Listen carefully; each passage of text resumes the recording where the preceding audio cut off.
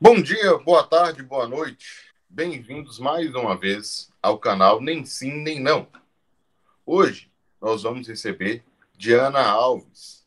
Diana é egressa do curso de Direito da Santo Agostinho. Ela foi até minha orientanda e hoje ela faz especialização em Direito Penal e Processo Penal.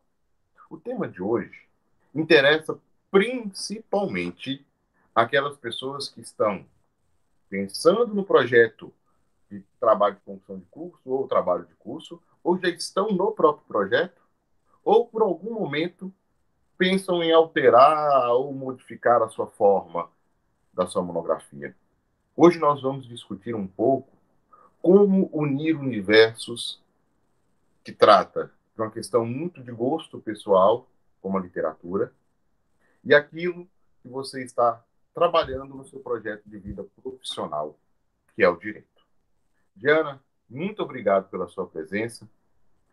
Pode aí falar um pouco para a gente do que você fez em sua monografia?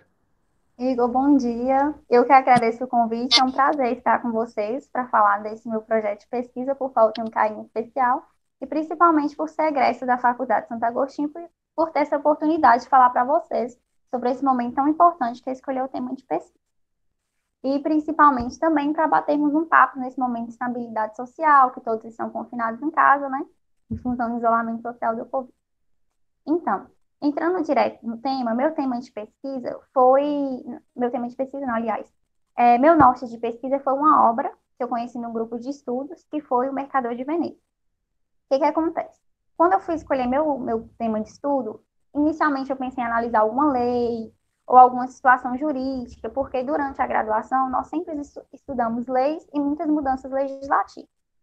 Só que como eu participava do grupo de estudo Direito e Literatura, eu me interessei pela literatura.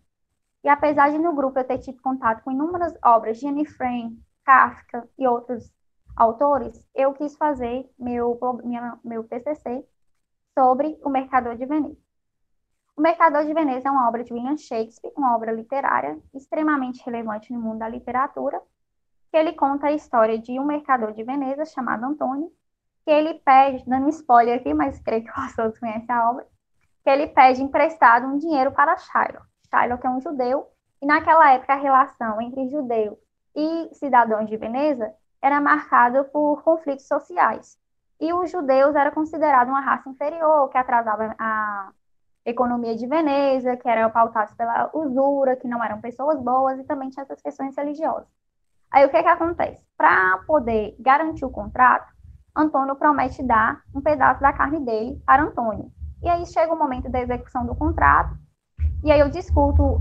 Não, deixa eu passar para o final. Chega o momento da execução do contrato, e eles vão levar essa questão para a justiça, porque Antônio não quer que ser morto, porque se tirasse um pedaço de carne dele perto do coração, ele seria morto.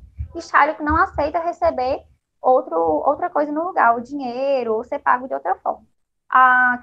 Essa situação, esse conflito é levado para a justiça e Pócia, uma das personagens da história, disfarçada de advogado, consegue livrar Antônio dessa maldade de Shylock. Só que o que, é que eu descubro? Principalmente a sentença em que Shylock foi condenado a deixar de ser judeu. Então, eu foquei a análise da minha obra. Igor foi meu orientador, gente, excelente orientador. Se você estiver na dúvida, se bem que não é um aluno que escolhe, mas quem pegou Igor teve sorte, sério mesmo. Igor é um excelente orientador, sempre fazendo questionamentos, levando você a amadurecer seu pensamento. Aí, além, você pensa numa caixinha pequenininha, Igor vai te perguntando, você fala assim: caramba, como eu nunca pensei nisso antes. E aí, Obrigado. é sério. E pega no pé e compra livros para emprestar, igual o livro. Eu não tinha condições na época de comprar meu livro, foi Igor que comprou no aeroporto, trouxe para mim. Olha para você ver um orientador que pensa nos alunos até quando viaja, né? E me emprestou vários outros livros. Aí o que que acontece? Aí eu fui discutir justamente essa parte da sentença que condenou Shylock a deixar de ser judeu. Então eu analisei a obra no viés constitucionalista da dignidade humana, dos direitos humanos, porque eu analisei a dignidade humana e a interpretação do direito como elementos de justiça na aplicação do direito. Só que eu não esgotei a obra, tem a questão do feminismo, porque Pórcia, para ela poder atuar no tribunal, ela teve que se disfarçar de homem, tem a questão do contratual, tem a questão penal e processual penal dos princípios que regem contraditório, ampla defesa, processo de produção de provas e tantas outras coisas que eu não esgotei na obra. Então, se tem alguma pessoa que não escolheu um tema ainda, está em dúvida, de repente você tem um apreço por alguma obra literária, pode trazê-la para o campo jurídico sem problema algum, porque como o direito é um curso muito tradicional, o que que acontece? Costuma-se pensar no direito como uma disciplina isolada. Só que não é assim. O direito conversa com história, conversa com psicologia, conversa com literatura, com cinema. Inclusive, né, no Brasil atualmente tem até um movimento que é aproximar o direito das humanidades, direito e humanidades. E tem muitos autores bacanas escrevendo sobre isso, muitos pesquisadores. É um movimento que já vinha acontecendo no exterior e está chegando agora no Brasil. Tem até uma outra egressa da faculdade que o tema dela de doutorado é Direitos e Humanidades, ela também estuda a literatura. Então é muito importante porque quando você faz seu trabalho de conclusão do curso a partir de uma obra literária, seu trabalho se torna temporal, porque a obra literária não fica velha. Por exemplo, essa situação de estabilidade política que nós estamos vivendo agora, e também tem a questão que muitas pessoas acham que a solução é a ditadura militar, o livro Revolução dos Bichos, de George Orwell, ia caber demais nesse momento, ia ser muito adequado. Tem o livro de Graciliano Ramos, Memórias do Cárcere, que é um livro brasileiro, conta a história, é uma história real, é as memórias dele, que ele teve mesmo do cárcere, não é uma narração ficcional, e que ia se aplicar também na situação carcerária dos presos em relação ao Covid. Então, obras literárias é sempre muito atual, e eu não me arrependo de ter trabalhado em obra literária no meu trabalho de conclusão de curso. É importante a gente discutir um pouco, né, e a Diana trazer essa experiência, exatamente por isso. Muitas vezes, esse período de escolha e escrita da monografia, do projeto, ele é muito angustiante. E, ao mesmo tempo, nós temos vontades, nós temos desejos, nós temos expectativas. Essas expectativas, elas podem ser unidas neste projeto. Então, eu sempre observo que projetos em que a pessoa se desafia seguindo uma metodologia de análise, mas, sobretudo, seguindo uma perspectiva de objetivos, né? Então, a pessoa se desafia, olha, eu vou avaliar uma obra literária com um olhar jurídico. Essa pessoa, ela geralmente se apaixona pela própria monografia. Ela passa a ter um trabalho, não só um bom trabalho cuidadoso, mas, ao mesmo tempo, ela passa a ter uma estima, um carinho maior pelo resultado. Por quê? O processo em si, ele não é só flores. Você não Não fica. mesmo. Não mesmo, né, Diana? Ele não é só flores. Quando a Diana fala que o orientador vai te fazer perguntas e vai, de certa forma, questionar até mesmo o seu caminho, e algumas vezes no final o seu caminho vai continuar o mesmo, só que ele vai vir com essas perguntas incluídas. Nem sempre a primeira conversa, a primeira troca de informações, ela gera conclusões, geralmente ela gera mais dúvidas. Por isso, se você hoje E o está. legal do TCC é justamente esse, não oferecer respostas prontas. Exato, não oferecer respostas prontas. É não vir apenas para confirmar a sua forma de pensar, mas sim vir a aprender de uma forma diferente, pela pesquisa autônoma, pela construção com o orientador, pelo resultado à prova em uma banca. Então, são processos. E nesses processos, algumas questões vão te ajudar. Diana citou aí, por exemplo, a questão a respeito de grupos de estudo. Diana, como é que você vê essa construção da pessoa desde o início da sua graduação, e agora pensando em quem está iniciando, quem está nos primeiros períodos, como é que você acha que ela pode cada vez mais agregar através desses mecanismos de compartilhamento de informações? Por exemplo, eu comecei a participar em grupos de estudos durante a graduação a partir do segundo período. Tem pessoas que começam a partir do quarto, a partir do quinto. Não creio que tenha um momento certo. Só que penso eu que quanto mais cedo, melhor. Porque no início da graduação a pessoa tem mais tempo para se dedicar a grupos de estudo. E grupos de estudo abrem seus olhos. É como se você estivesse preso numa caverna que o direito é só lei, só você sentar, decorar a lei, e de repente você fala assim, não, mas direito também é pensamento crítico, também é crítica, também é pensar de forma diferente. E, por exemplo, que eu participei do grupo de estudo, um dos grupos de estudo foi direito e literatura e o outro foi questão de direito e gênero. Em ambos os grupos de estudo, abriu a minha mente, porque no grupo de estudo não é o professor sentado ali dando uma aula dispositiva, é uma construção conjunta do saber. E funcionava da seguinte forma: o professor geralmente passava a obra, deixava no Xerox, então o acesso era muito fácil, não tinha nenhum livro que ninguém não tinha acesso. A gente pegava no Xerox, lia a obra, ou um capítulo da obra, e no próximo encontro todo mundo ia discutindo. Então, às vezes, eu lia a obra porque nós interpretamos a partir das lentes da nossa vivência pessoal. E eu enxergava a obra de uma determinada forma. E chegava um outro aluno e falava assim, eu entendi isso e aquilo, e discutia um recorte tão pequeno que para mim tinha passado desapercebido. Eu, nossa, como é que ele pensou isso? Aí o professor vinha, trazia colaboração. Então, era uma construção conjunta. Isso é muito importante, porque você aprende a pensar além do individual, além de você mesmo. E aprende também pegar o que os outros pensam, colocar perto do que você pensa e, a partir daquilo, ele fazer um todo novo. Quando você relê a obra de novo, você fala assim, caramba, como pode que tipo, esse capítulo tinha todas essas informações e eu nunca percebi? Então, participar de grupos de estudo desde o início da graduação vai te trazer algo que talvez só sentar na sala de aula e assistir a aula dispositiva jamais vai trazer, que é maturidade. É maturidade, eu falo maturidade intelectual. Para você, por exemplo, quando você lê uma obra literária, ou qualquer outra obra jurídica, inclusive, num grupo de estudo, e discute, quando surge uma alteração legislativa, por exemplo, no decorrer da graduação, o professor vai explicar, por exemplo, vamos supor a LEP, que foi mudada agora pelo pacote anticrime. Quando for explicar, o professor vai explicar de forma objetiva, porque em sala de aula ele não tem tempo de ficar despertando o pensamento crítico de todo mundo. Mas quando o professor está falando aqui, na sua cabeça você já vai vindo um monte de coisa, vai falando assim, mas e a questão constitucional disso aqui? Mas e os direitos humanos? Então, vai ficando automático você ter pensamento crítico. Então, se a pessoa tiver tempo, disponibilidade, interesse, meu conselho é participem dos grupos de estudo. Um outro aspecto dessa construção, ela vem, né, por essa formação, mas essa formação ela também pode vir por grupos dos próprios alunos também. Né? Sim, verdade. Então, ela não precisa depender apenas de um dia. Por que eu falo isso? Algumas vezes nós estamos fora da sede da instituição, como é neste momento. Neste momento nós estamos fora da sede. Mas em outros também, por morar fora da cidade, da instituição, a gente fala assim, não, eu não consigo porque eu estou fora. Mas uma coisa que Diana falou, e eu chamo a atenção para isso, foi que a construção vinha através do colega, da visão do colega. Né?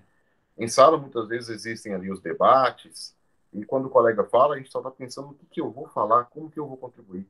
Talvez a gente esquece desse colega contribuindo também. Mas em outro ponto, né, vamos avançar. Hoje, quando você olha para a monografia, você vê que ela tem um ponto final ou que ela é realmente ainda uma parte do processo e ainda há o que contribuir a ela, que você hoje poderia escrever diferente, hoje você poderia fazer não aquele ponto, mas continuar dentro do tema e ir avançando em outras perspectivas. Como é que você enxerga isso? Eu acho que trabalhar com obra literária é justamente isso. Você tem a sensação de estar num looping eterno. Porque você nunca termina de explorar uma obra literária justamente porque você é uma pessoa mutável.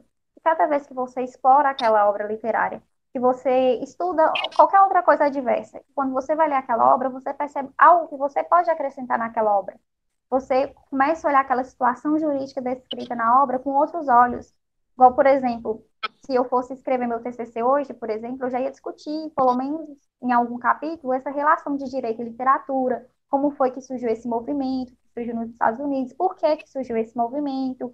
Então, que tem vários programas, né, várias vertentes, que é direito na literatura e direito da literatura. Enfim, igual, por exemplo, nos Estados Unidos, por ser um sistema common law, que é muito interpretação das decisões judiciais, foi muito importante, inclusive, para decidir os rumos do direito, essa questão do direito à literatura. E aqui no Brasil, não. E agora que está tendo esse despertar literário, igual eu tinha falado anteriormente, várias pessoas escrevendo sobre isso, mas ainda é muito pouco. Então, compensa muito. Por quê? Porque hoje eu olho para o meu TCC e eu falo assim, como que eu não pensei em colocar isso aqui? Esse pensamento ia ficar tão mais legal.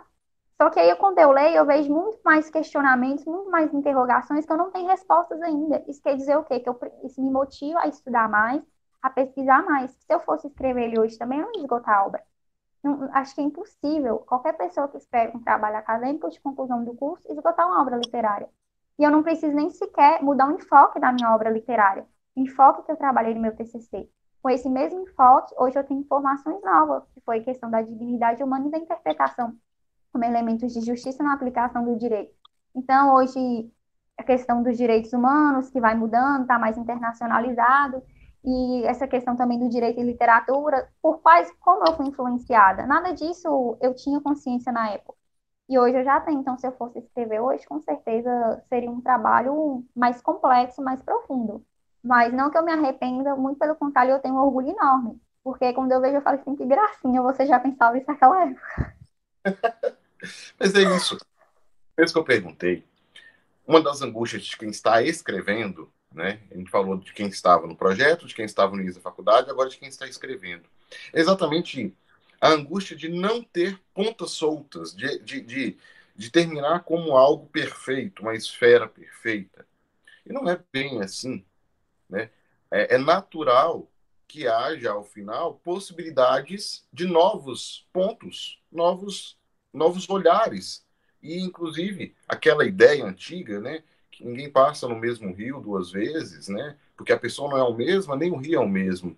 Essa ideia é importante, essa filosofia é importante que se permaneça. Porque nossa construção, ela realmente pode ser adicionada. É importante que a monografia e qualquer artigo e qualquer projeto que nós disponhamos a fazer seja essa troca. E que, ao final, que eu tenha realmente orgulho. Eu me dispus a fazer um projeto, eu consegui fazer o projeto, fui avaliado positivamente, e que as críticas que vieram fazem parte também desse projeto. Eu falo, olha, eu agora aprendi algo novo. Eu Né? acho assim, você termina um TCC, aí passa uns 6 meses, um semestre, por exemplo, que é um tempo curto, você relê ele, fala que não acrescentaria mais nada, ele não foi útil para você.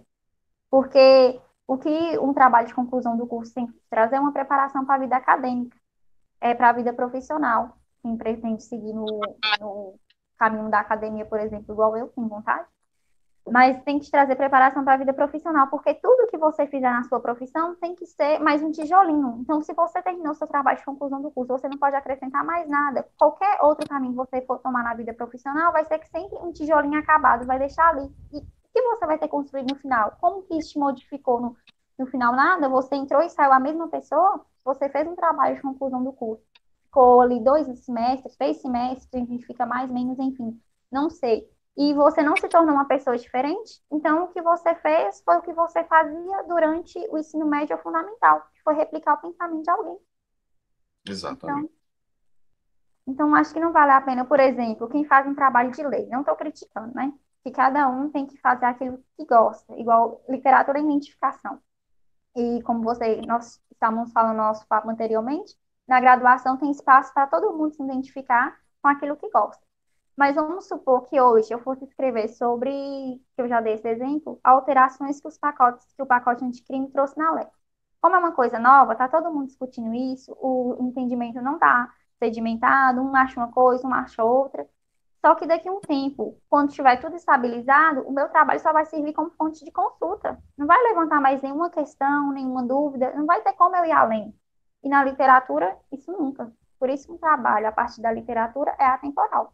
E alguém pode pegar meu trabalho e falar assim, não, também vou trabalhar dignidade humana na obra de Shakespeare. Só que jamais vai ser um trabalho igual, porque as experiências de vida que a pessoa teve, as leituras que a pessoa teve é diferente. Pode trabalhar a mesma coisa, o mesmo livro, mas é como se fosse uma comida. O tempero é diferente e vai sair um prato diferente. Esse que é o legal da literatura. Diana, eu quero agradecer, né? Eu quero agradecer a sua contribuição. Eu tenho certeza que foi muito valiosa para quem está ainda nesse período de faculdade, que eu costumo dizer, é o melhor período que existe. Com certeza, aproveitem bastante.